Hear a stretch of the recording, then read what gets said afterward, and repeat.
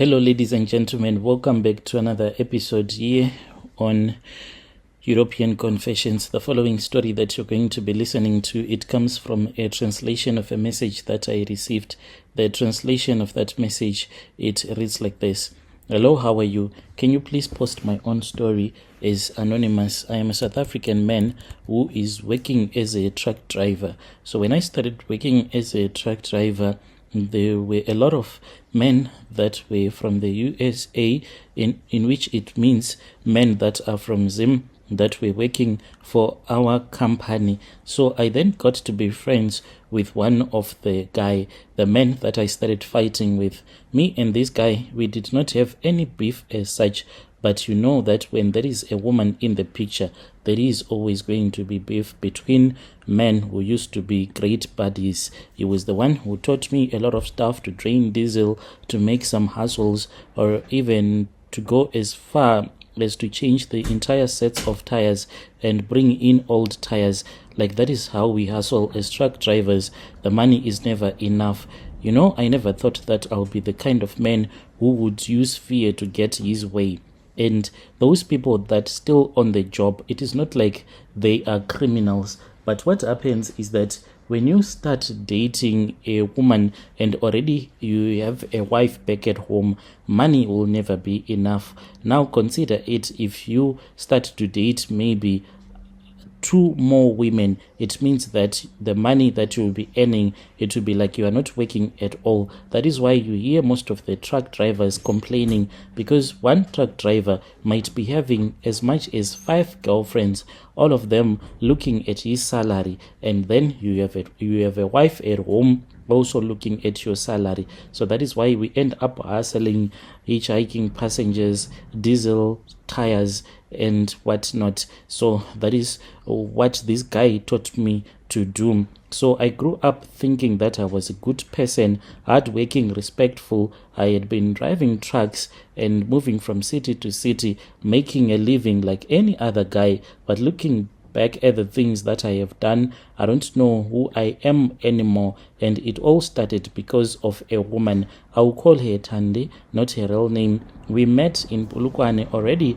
I knew that this girl belonged to another guy. So I just wanted to have a little bit of a time with her. So whenever my route will take me through Polokwane, then we used to meet up with each other. She was a very lovable woman, and she really had a nice body, and she was loose enough to spend some time with me.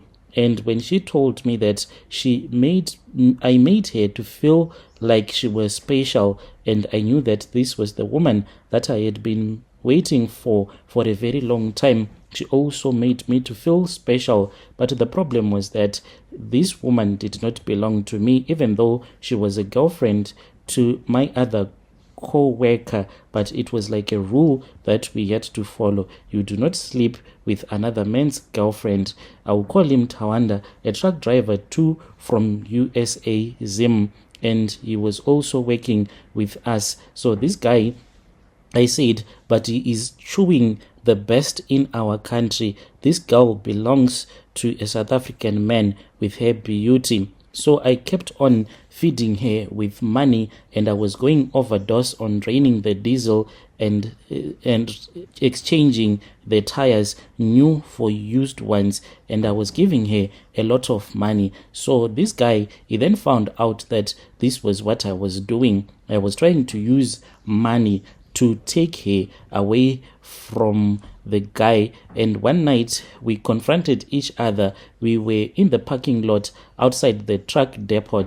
He had just finished his shift and I was waiting for him. I really wanted him to stay away from this woman. I told him that she was not interested in a guy like him, and I had told a lot of secrets about him. He just stood there and then he laughed, and we started insulting each other. From that day onwards, we stopped being friends, totally being friends. And the girl, she did not help at all. I called her one day and then I told her that she was supposed to be with me, only me, but she said that I was giving her too much pressure because she had not yet decided whom she loved between me and this guy that was from America.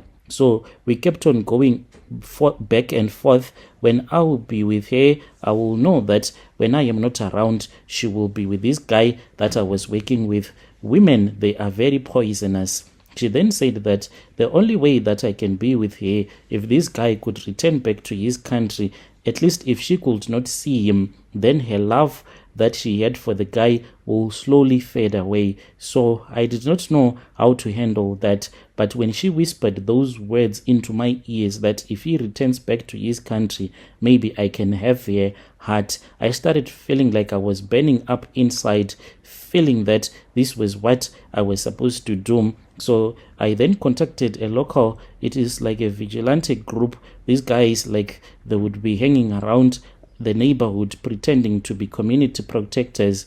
Everyone knows that they are trouble. So I spoke with them and I paid them enough money so as to help me to scare this guy off. I told them that he was causing me a lot of trouble and he did not have proper documentation and he needed to be put in his place. I even lied that he has a habit of harassing our women. I wanted them to rough him up just enough to make him think twice about this girl that we were fighting over. At that time, I felt like this was the only way for those guys to make sure that they bring him to his feet and stop dating this guy. A few nights later, they found the guy outside the depot after his shift. They cornered him. They beat him up so bad that he could not walk. They told him that he was not welcome here, that he should go back to his country where he belonged. I was not there when it happened, but I heard that the next day, the guy, he was admitted in the hospital, like they had beaten him up so bad. This guy, indeed, he then stopped working for the country for a little bit, and at that time, that was when I continued dating that girl. But then he texted me and he said that it was fine.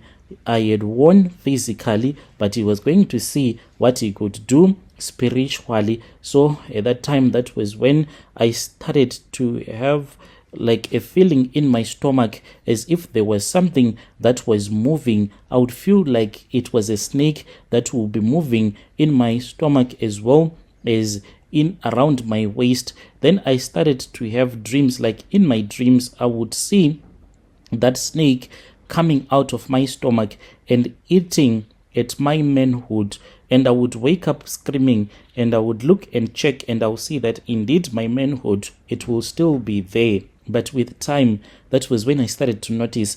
Let me say that my wife was the first one to notice when she said that your manhood, it has gotten small. Are you okay? So I just thought that maybe women, women, you will never understand them. But one morning when I woke up as a man, you know that this is the size of your manhood.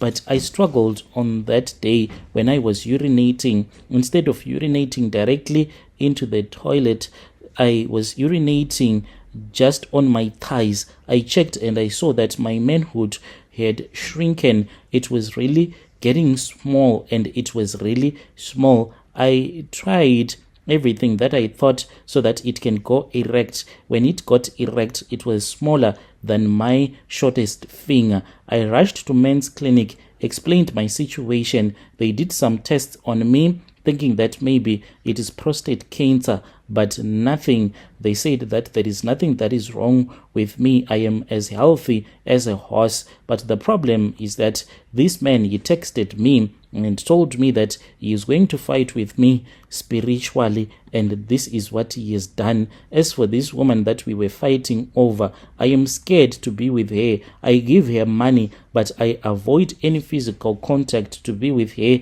because I am scared that she'll see that my Pipi has gotten so small. Currently, I am looking for advice. There is a man who is also from America who is assisting me, and this guy is a prophet. So I hope that he is going to help me. He has been giving me some prayers from his country, and I hope that it is going to work. If it happens that it works or not, I will still come back here and I will tell you. But if there are people that might want to assist me, they can tell me so in the comment section. and I am based in Pretoria. I cannot live like this, please. Dear listeners, right there was a message that was forwarded to me by one of our sister. Strange things indeed, they do happen in this world.